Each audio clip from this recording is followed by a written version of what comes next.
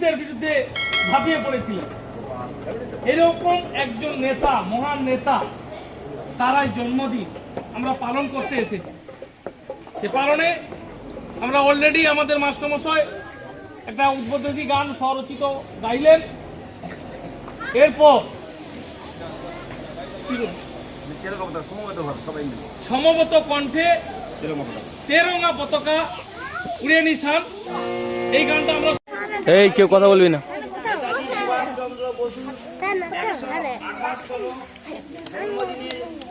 শুভেচ্ছা জানাই। আমরা জানি নেতাজি সুভাষচন্দ্র বসু পরাধীন ভারতকে স্বাধীন করার জন্য তিনি অনেক কৌশল অবলম্বন করেছিলেন। তিনি দেশকে ভালোবেসে পড়াশোনায় মেধাবী থাকা সত্ত্বেও দেশের জন্য সময় অতিবাহিত করেছিলেন।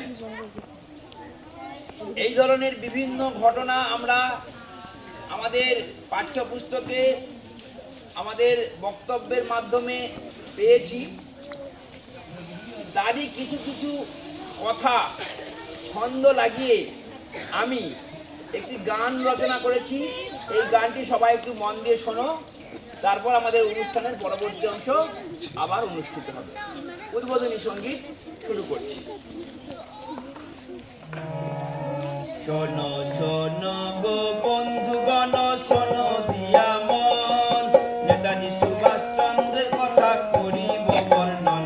শোনো শোনো গো বন্ধুগণ, শোনো দিয়া মন, নেতাজি সুভাষচন্দ্রের কথা করিব বর্ণন। তোমরা আমাকে রক্ত দাও দিয়েছিলেন কে? তোমরা আমাকে রক্ত দাও বলেছিলেন কে? তার চরণে শত কোটি প্রণাম জানাই আজকে। শোনো শোনো গো বন্ধুগণ, শোনো দিয়া মন, নেতাজি সুভাষচন্দ্রের কথা করিব বর্ণন। স্বাধীনতা কেউ দেয় না, অর্জন করে নিতে হয়। স্বাধীনতা কেউ দেয় না, অর্জন করে নিতে হয়।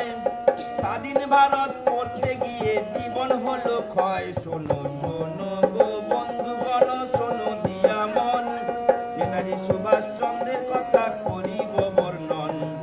মুক্তিযোদ্ধা ও দেশপ্রেমিক ছোট থেকে মেধাবী, মুক্তিযোদ্ধা ও দেশপ্রেমিক ছোট থেকে মেধাবী।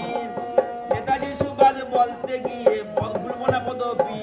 শোনো শোনো গো বন্ধুগণ, শোনো দিয়া মন, নেতাজি সুভাষচন্দ্রের কথা করিব বর্ণন। পিতা ছিলেন জানকীনাথ, মাতা প্রভাবতী দেবী। পিতা ছিলেন জানকীনাথ, মাতা প্রভাবতী দেবী। দিদি অন্নপূর্ণার ভাই ডাকতো তাকে